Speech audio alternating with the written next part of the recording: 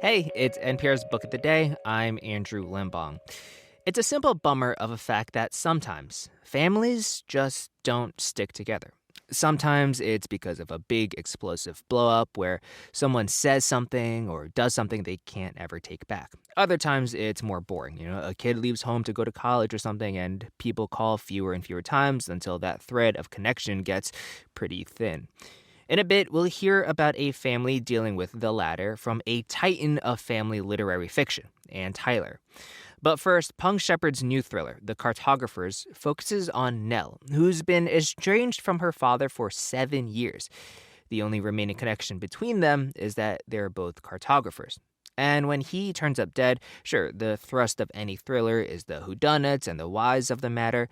But as Shepard tells NPR's Elissa Nadworny, the book is also about their shared obsessions and really finding out what they're a stand-in for.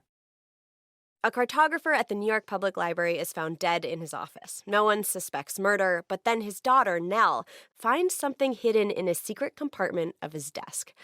Why would one of the world's most respected cartographers save a cheap, mass-produced gas station highway map? The Cartographers is the latest thriller from Peng Shepard, who also wrote The Book of M. She joins me now. Hello.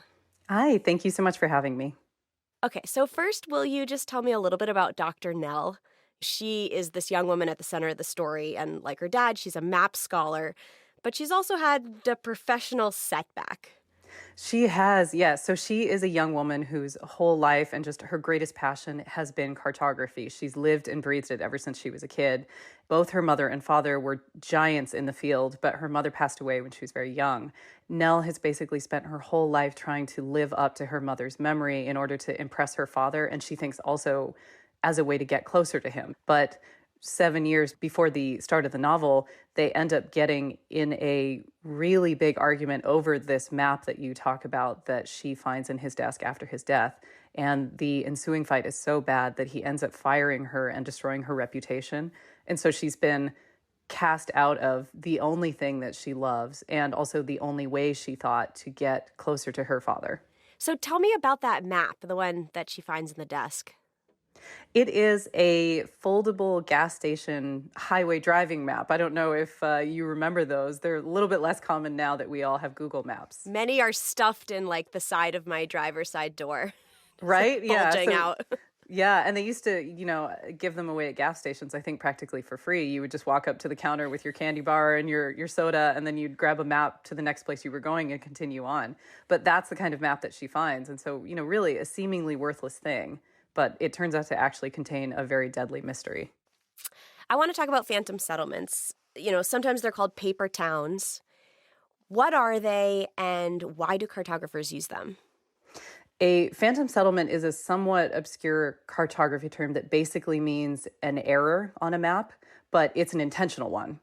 A little dead-end road that isn't really there, or a small mountain where the land is actually flat. But the upshot is that phantom settlements work like copyright traps. So there's a phantom settlement in the book. It's based on a real story, right? It is. It's the most incredible real-life cartography mystery I've ever heard. In the early 1900s, there were these two small-time map makers who decided to make one of these intentional errors on their maps. So they made up a tiny town in rural upstate New York, and they named it using a combination of their initials, sort of like a secret signature. And then about a year later, their competitor, Rand McNally, released a map of the same geographical area. And to these two map makers' surprise, they spotted their tiny town on Rand McNally's map. And so they sued, claiming copyright infringement, because they argued that the only way that their town could have appeared on Rand McNally's map is if Rand McNally had stolen their data instead of doing their own land survey. Because if they had done their own land survey, they would have seen that there was nothing there because the town wasn't real. And Rand McNally said, but the town is real.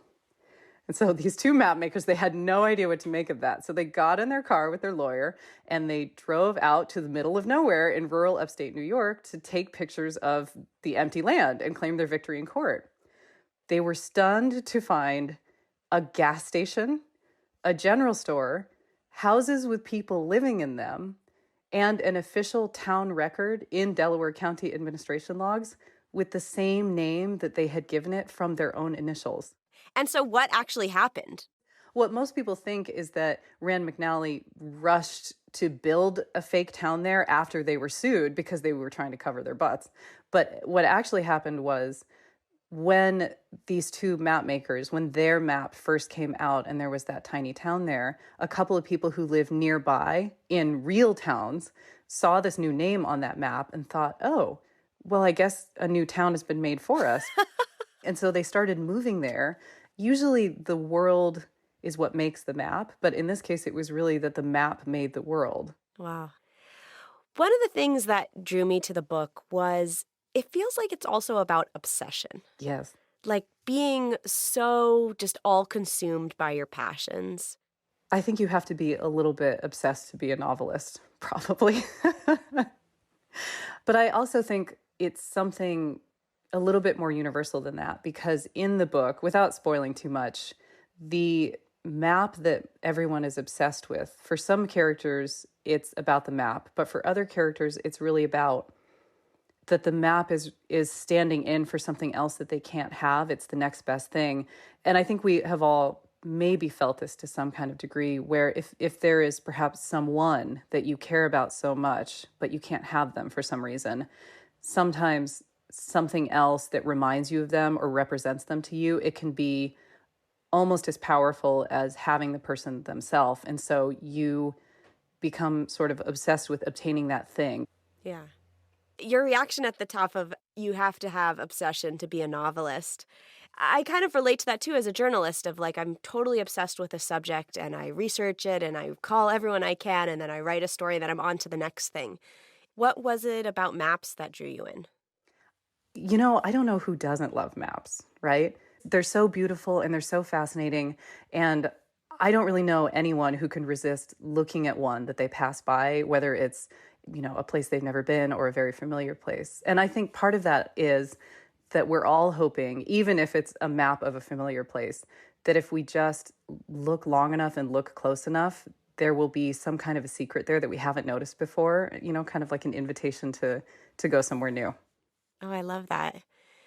I've started to see maps everywhere after reading your book. Like so many things can be a map. Like even this script, you know, as I'm kind of taking notes and following this conversation, there's a map in front of me to do that. Yeah. I love it. Wait, we did just talk about obsession. Shoot, we did. Everything is all just connected into one ball. Yep. Peng Shepard's new book is The Cartographers. Thanks so much. Thank you so much. Jay-Z, Tom Brady, and Tyler. All greats in their field, and all people you cannot trust when they say they're going to retire. Though I haven't overheard as many heated arguments at the bar over Tyler, she's out now with her 24th book, even though she once said she'd never hit 20. It's titled French Braid, and it follows a family in Baltimore through generations. Yeah, this is Tyler's specialty, but what makes this interview with NPR's Mary Louise Kelly so special is that you get a sense of how intimately and deeply she cares about her characters, and how she feels it when they either disappoint her or pleasantly surprise her. The majority of Ann Tyler's 24 books are about family. And the majority of Ann Tyler's 24 books are set in Baltimore. Now, if we were talking about any other writer, you would be excused for wondering if they might be stuck in a rut. But Tyler's gift is that each story, each character is distinct, even as she builds on themes from one book to the next. Tyler's new novel, French Braid, is set, you guessed it, in Baltimore, and it tracks one family, the Garretts, across decades and across generations. And Tyler, welcome to All Things Considered. Well, thank you. I got to start by asking, are you stuck in a rut? Or what is it about writing about families and Baltimore families that keeps bringing you back there over and over in your work? Well, I am stuck in a rut. I mean, actually, I say every time I start a new book, I say, well, this is going to be different. And it generally is not. I think that what I love when I'm writing about families is that you get to see these people grating along together that can't very easily leave each other. And they have to show their true colors, like, as I always say, like people on the desert island or in a burning building where their real selves come out. Sometimes people do split up, families do split up, but generally it's a matter of endurance, which is, I think, the quality in human beings that interests me the most. Yeah. Describe this family. The Garretts of Baltimore. The dad is Robin. The mom is Mercy. They've got 3 kids, 2 daughters and a son. What do we need to know about this family? Well, at the beginning, all we know about them is that although they have no great cataclysmic disruptions in their relationships with each other, they just aren't connected anymore. Oh. So much so that at the beginning, somebody who sees her cousin in the train station is not exactly sure that he is her cousin. She just thinks he looks sort of familiar. And the question is, how did that happen? What leads families to get to this stage? Yeah. Well, speaking of not being connected, I don't think I'm giving too much away if I share that the mom, Mercy, moves out of the family house when the last kid goes to college, but she never divorces her husband, Robin. The 2 sisters, Alice and Lily, they call each other, they talk to each other, but they don't actually seem to like each other that much. Right. I wondered, in a way, you're showing us how they are not connected, but you're also, maybe, am I right in thinking you're showing us that love can be expressed through the things we choose not to say, through the places we choose not to be? I think you're putting it very well. That's exactly the case, I think. For instance, the mother who basically is separated from the father as time goes on and leads more and more her own life. She knows the thing he's been scared of all his life is divorce. And she's very careful never, ever, ever to mention the word divorce. And everything is just fine as far as the outside world knows, even as far as the 2 of them know. Yeah. But to your point, that's the thing he's always been scared of. When she tells him she needs some space, she's going to be sleeping somewhere else, he says, I couldn't bear it if you left me. And she says, I'm not going to leave you ever. I promise. Does she keep that promise? Well, in a way, yes. In a way, no. I enjoyed writing about her. Sometimes I was so mad at her. Weirdly enough, I think the time I was maddest was just her general behavior toward a cat. The cat got me too. Can we just explain what happened with the cat? She inherits this cat. She inherits it. She doesn't want it, but she's being kind to somebody who desperately needs his cat taken care of. And as time goes on, the cat and she develop a relationship, but she always thinks he's going to go away finally.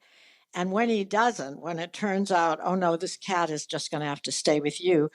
Well, the first thing I did when I was writing this was that I thought, all right, that's going to be one situation in which she does sort of stick with an obligation to another being. And every way I wrote it, it just didn't work. And finally, I had to say, well, I think she's going to get rid of that cat. And I was just heartbroken about it. But there you go. She does promise the cat's owner, yes, I'll take care of it. Don't worry at all. And then the second he leaves, she drives it up to the animal shelter and dumps it in the crate in the parking lot. And I felt, I'm not surprised to hear that you were mad as heck at her, because somehow that betrayal felt more infuriating than leaving the husband. Yes, I don't know why that is. It's odd. May I say something that strikes me as I listen to you speak? You're talking about your characters as though they're real people that you can't control. Like, I can't. You could make Mercy the mom nicer. You invented her.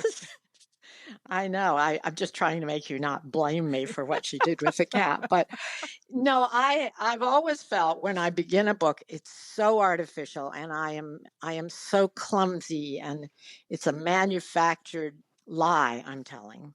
And usually about a chapter and a half into it, I'm sort of pushing these people around on the page. And it's a matter of dialogue sometimes, but I'll think of a sentence one says, and then it just seems very natural that the other one would say such and such. Although, in fact, I didn't invent that. It's just that the characters suddenly just take on their lives. And then I do feel as if, oh, I'm getting to know so and so. I had no idea that she had such and such in her life. Yeah.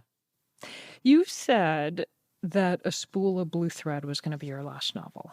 And that, if I'm not mistaken, came out 7 years ago. And this is your fourth that you've written since then. What changed? Oh, yes, yes. Well, I always feel I have to explain that I didn't mean that I was never going to write again. What I was thinking is I am going to just write this same novel forever because I'm happiest when I'm in the middle of a book. So at the time that I was saying this, I was writing A Spool of Blue Thread, and I thought, there's really no need for any more books from me, but I'm so happy writing this one that I will just endlessly revise it. I'll keep on going. I'll add generations, which is why, by the way, that book basically runs backwards. And what I didn't bargain on is that finally I was just done. I lost interest in an earlier generation that didn't have a lot of depth to it. And then, of course, what am I going to do with the rest of my life but write another novel? Well, Ann Tyler, I hope that you continue writing the same novel over and over so that we can continue reading it. Well, thank you. That's a very nice wish. I really like that one. Well, I really loved this book. Thank you so much for speaking with us. Oh, I enjoyed talking to you. Thank you. Ann Tyler. She is the author most recently of French Braid. It's out today. That's it for NPR's Book of the Day. If you want more, you can sign up for our newsletter at npr.org/newsletter/books. I'm Andrew Limbong. The podcast is produced by Isabella Gomez Sarmiento and edited by Megan Sullivan. Our founding editor is Petra Mayer. The show elements for this week were produced and edited by Ashley Lisenby, Melissa Gray, Hafsa Fatima, Dee Parvaz, Emiko Tamagawa, Hiba Ahmad, Hadil Al-Salchi, Samantha Balaban, Elena Burnett, and Courtney Dorning. Beth Donovan is our managing editor. Thanks for listening.